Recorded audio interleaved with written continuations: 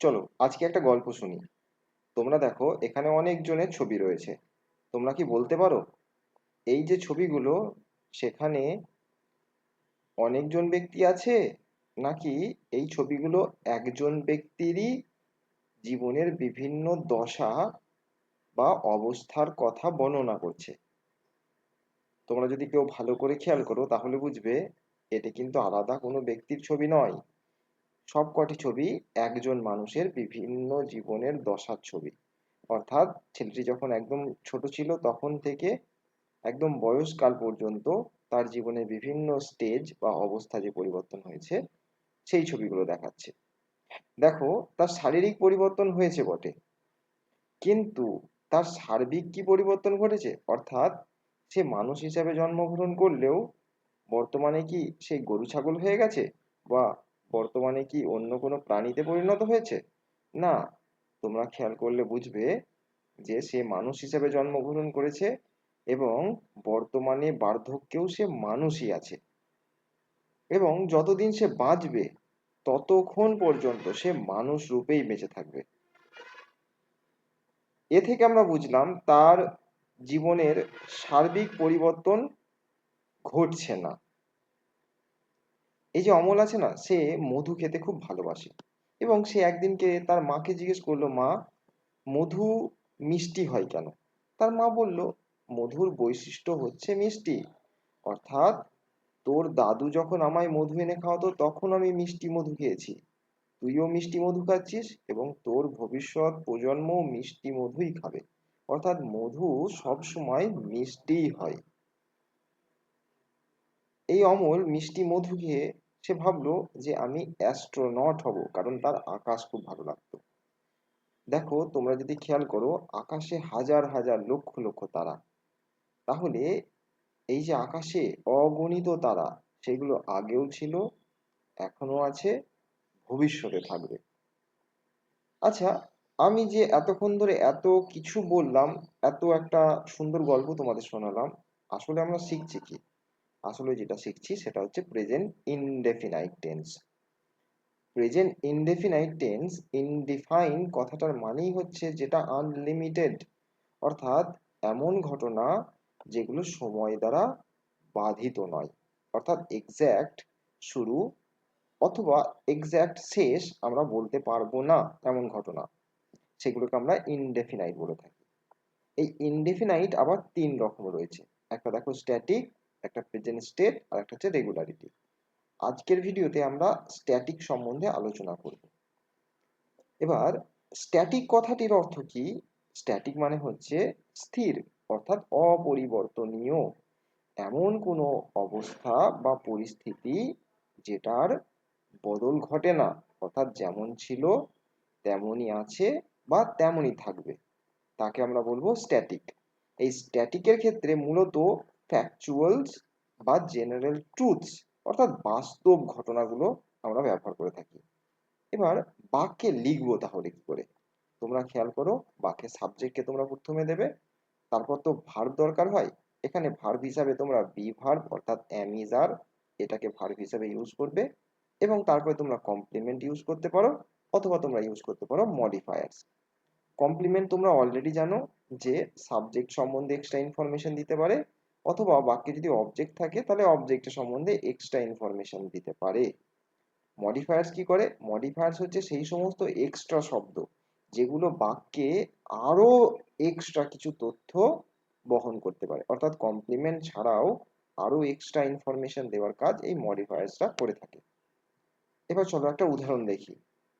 আমি বললাম স্ট্যাটিক কথার অর্থ হচ্ছে অপরিবর্তনীয়, মানে যা ছিল তেমনই আছে, তেমনই থাকবে। যেমন অমল বলছে আমি মানুষ। তাহলে আমরা যদি ছবিটা একটু খেয়াল করি, দেখবো অমল ছোটবেলায় যখন বেবি ছিল তখনও তো সে মানুষ ছিল, তারপরে সে আস্তে আস্তে বড় হয়েছে, সে মানুষ রূপেই বড় হয়েছে, এবং বার্ধক্যে চলে এসেছে, অর্থাৎ বার্ধক্যেও সে কিন্তু মানুষ রূপেই আছে। তোমরা যদি একটু খেয়াল করো তাহলে বুঝবে যে অমল, এই যে মানুষ, তার জন্ম থেকে তার বার্ধক্য পর্যন্ত এই মনুষ্যত্ব হওয়ার ঘটনাটা কি বদলেছে কখনো? না, কখনো বদলায়নি। সে মানুষ ছিল, মানুষ আছে এবং তার আমৃত্যু পর্যন্ত সে মানুষ রূপেই থাকবে। এক্ষেত্রে আমরা বলতে পারি যে সাপোজ ধরে নিলাম অমলের জন্ম হয়েছে 1970 1970 খ্রিস্টাব্দ এবং আজ হলো 2025 2025 সাল। এই যে 1970 থেকে 2000 পর্যন্ত অমল মানুষ রূপেই রয়েছে এবং ভবিষ্যতে যতদিন সে বাঁচবে, আমরা জানি না যে অমল কতদিন বাঁচবে। যেহেতু জানি না, তাই এই ধারণাটিকে আমরা ইনডেফিনাইট টেন্স বলছি। ইনডেফিনাইট মানেই হচ্ছে আনলিমিটেড, অর্থাৎ সময় দ্বারা বাধিত নয়। এক্সাক্ট বলতে পারবো না, তার হয়তো জন্মটা জানলেও তার মৃত্যু কবে সেটা আমরা জানি না, বলতে পারবো না। এই জন্যই আমরা এই ধরনের ঘটনাকে বা অবস্থাকে ইনডেফিনাইট টেন্সে ব্যবহার করে থাকি। দেখো ডায়াগ্রামটা কিভাবে এঁকেছি, যে অমলের জন্ম অর্থাৎ শুরু থেকে লাইনটা স্ট্রেট গেছে, দেখো একদম এক সরল রেখায় গেছে, একদম যতদিন পর্যন্ত তার বাঁচা, মানে তার যতদিন আয়ু কাল রয়েছে ততদিন পর্যন্ত লাইনটা স্ট্রেট আছে। এই স্ট্রেট লাইনটা বোঝাচ্ছে যে এই ঘটনাটির কোনো পরিবর্তন নেই, যেমন ছিল তেমন আছে তেমন থাকবে। চলো এবার আমরা এটাকে ট্রান্সলেট করে নিই। দেখো বাক্যের সাবজেক্টকে আমরা প্রথমে রাখবো। এই বাক্যে সাবজেক্ট হচ্ছে আমি, সাবজেক্টের পরে ভার্বের দরকার হয়। তোমরা বাংলায় খেয়াল করো, বাংলায় কিন্তু ভার্ব দেওয়া নেই, ইংরাজিতে কিন্তু ভার্ব দিতে হবে। কোন ভার্ব দেব? যখন দেওয়া থাকবে না সাধারণত, তখন বি ভার্ব ব্যবহার করতে হয়। তাহলে বি ভার্ব কোনগুলো রয়েছে? অলরেডি দেখছি am is are be verb রূপে রয়েছে। এবং তারপরে দেখো মানুষ, তাহলে দেখো এটা তো সাবজেক্টের সম্বন্ধে ইনফরমেশন, তাই এই মানুষ শব্দটি হলো বাক্যে কমপ্লিমেন্ট, অর্থাৎ আমি কে? আমি হলাম মানুষ, এটা আমার সম্বন্ধে ইনফরমেশন। এবার চলো এটাকে আমরা ট্রান্সলেট করি। বাক্যের সাবজেক্টটা হচ্ছে আমি লিখি, আমি ইংরাজি হচ্ছে আই। তারপরে অ্যামিজারের মধ্যে তোমরা জানো আই এর সাথে এম বসে, লিখে দিলাম আই এম। এবার আমি কে? কমপ্লিমেন্ট হচ্ছে মানুষ, I am a man, I am a man. Simple হয়ে গেল বাক্যটা, আই এম এ ম্যান, আমি মানুষ, অর্থাৎ আমার জন্ম থেকে আমার মৃত্যু পর্যন্ত আমি মানুষ রূপেই থাকবো। ওকে, এই ঘটনার কোনো পরিবর্তন নেই। চলো দ্বিতীয় উদাহরণ দেখি, মধু মিষ্টি। মধু, আমরা বললাম অমলের বাপ ঠাকুরদার আমলেও মধু মিষ্টি ছিল, অমলের জীবনকালে বা আয়ুকালে মধু মিষ্টি রয়েছে এবং অমলের ভবিষ্যৎ প্রজন্ম তারাও কিন্তু মিষ্টি মধু খাবে।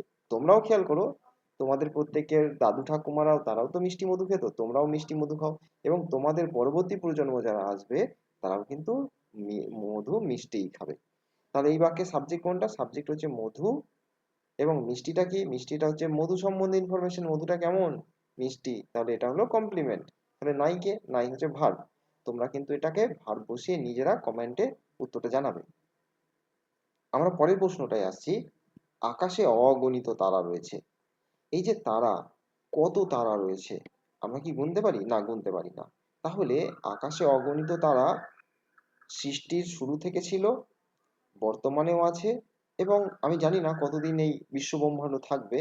যতদিনই থাকুক না কেন আকাশে অগণিত তারাই থাকবে। তাহলে এই ঘটনাটাও আনলিমিটেড, অর্থাৎ সময় দ্বারা বাধিত না, এবং এটাকে আমরা প্রেজেন্ট স্ট্যাটিকের আন্ডারে ফেলতে পারি, যেমন ছিল তেমন আছে তেমনই থাকবে। সবসময় এই কনসেপ্টটা মনে রাখবে, যেমন ছিল তেমনই আছে তেমনই থাকবে, পরিবর্তন নেই, নো চেঞ্জ। তাহলে স্ট্যাটিক। বাক্যের সাবজেক্ট কোনটা? দেখো বাক্যের সাবজেক্ট কিন্তু এই বাক্যে নেই। কেন নেই? কারণ আমরা জানি যে কোথাও কিছু থাকলে তখন আমরা একটা ডামি সাবজেক্টকে এনে বসাই। তো ডামি সাবজেক্টটা কে? সেটা হচ্ছে ইন্ট্রোডাক্টরি দেয়ার, আমরা ইউজ করবো দেয়ার, THERE, দেয়ার। এবার দেয়ারের পর বি ভার্ব বসাতে হবে। বি ভার্ব কোনটা? দেয়ার, যেহেতু অনেক তারা তাই লিখবো দেয়ার আর, দেয়ার আর। এবার অনেক তারা, অগণিত, অগণিত ইংরাজি কি? কাউন্টলেস। এবার আমরা এটাকে সহজে লিখি, মেনি লিখে দিই। মেনি কি আছে? মেনি কি? Many stars, there are many stars. কোথায়? আকাশেতে। উত্তর হচ্ছে in the sky, in the sky. এই যে ইন দ্য স্কাই রয়েছে না, এটাকে মডিফায়ার্স বলে। দেখো আমি এখানে লিখেছি না মডিফায়ার্স। মডিফায়ার্স হচ্ছে আরো এক্সট্রা যে শব্দ, যেগুলো বাক্যে এসে আরো এক্সট্রা ইনফরমেশন ক্যারি করে। এগুলো সম্বন্ধে আমরা পরবর্তীকালে বিস্তারিত আলোচনা করব। এটা প্রেপোজিশনাল ফ্রেজ, এটা মডিফায়ার্স এর কাজ করছে। আচ্ছা, পরের প্রশ্নটা রয়েছে দেখো, পাথর নরম হয় না। এবার দেখতে পাচ্ছি বাক্যটা পজিটিভ নেই, বাক্যটা কিন্তু নেগেটিভ আছে। পাথর তো সবসময় শক্ত, পাথর কোনোদিন নরম আছে না? নরম পাথর নাই, সব পাথর মানেই শক্ত। আমরা অনেকে বলি তোমার মনটা এত পাথর কেন, তার মানে মনটা শক্ত হয়ে গেলে আমরা বলি পাথরের সাথে তুলনা করে দিই। তাহলে এই বাক্যে পাথর হলো বাক্যের সাবজেক্ট, তাহলে কি করব? পাথর ইংরেজি হচ্ছে স্টোন। তারপরে স্টোনের পরে বি ভার্ব ইউজ করতে হবে, যেহেতু স্টোন সিঙ্গুলার লিখেছি তাই লিখলাম ইজ। এবার যেহেতু না আছে না, এই বি ভার্বের সাথে তোমরা নট ইউজ করতে পারো, তাহলে নেগেটিভ হয়ে যাবে। তাহলে স্টোন ইজ নট কি? এবার কমপ্লিমেন্ট হচ্ছে নরম। নরমটা কি? নরম ইংরেজি হচ্ছে সফট। ওকে, তাহলে স্টোন ইজ নট সফট, এর মানে হচ্ছে স্টোন ইজ হার্ড, পাথর শক্ত সব সময়। এবার ধরো প্রশ্নবোধক যদি বাক্য করতে হয়, যেমন দেখো রক্তের রং কি লাল? লাল নয়। তাহলে এই বাক্যে আমরা কি করেছি? রক্তের রং লাল, আমরা ফার্স্টে এটা ভাবি। রক্ত ইংরেজি হচ্ছে ব্লাড। তারপরে ব্লাডের পর বি ভার্ব ইজ। লাল ইংরেজি কি? রেড। Blood is red. এবার দেখো আমরা এখানে নয় বলেছি নেগেটিভ, তার মানে এখানে ইজ এর সাথে নট ইউজ করতে হবে। ওকে, আর আমরা যেহেতু কি প্রশ্ন রয়েছে, তোমাদের আগেই শিখেছি যে বি ভার্ব বা হেল্পিং ভার্ব যে থাকে তাকে কি করি? টুক করে তুলে সামনে বসিয়ে দিই, তাই না? সামনে বসিয়ে দিলে সেটা প্রশ্নবোধক হয়ে যায়। তার মানে এই ইজটাকে তুলে আমাকে কোথায় নিয়ে যেতে হবে? আমাকে একদম সামনে বসাতে হবে। তবে ইজটা সামনে চলে গেল, এই ইজটা তাহলে মুছে দিই, এটা মুছে গেল। হয়ে গেল কি? প্রশ্নবোধক বাক্য। ইজ ব্লাড নট রেড, প্রশ্নবোধক চিহ্ন দিয়ে দিলাম। উত্তর হয়ে গেল রক্তের রং কি লাল নয়? Is blood not red. তোমরা খেয়াল করো রক্ত কিন্তু আজীবনই লাল, অর্থাৎ আমাদের রক্ত, মানুষের রক্ত, আমাদের যারা পূর্বপুরুষ ছিল তাদেরও রক্ত লাল ছিল, আমাদেরও রক্ত লাল রয়েছে, এবং আমাদের ভবিষ্যৎ প্রজন্মের সবার রক্ত রং লালই হবে। তাহলে এখানে আমরা কি শিখলাম? স্ট্যাটিক মানে হচ্ছে এমন অবস্থা যার কোনো পরিবর্তন নেই, যেমন ছিল তেমন আছে তেমন থাকবে।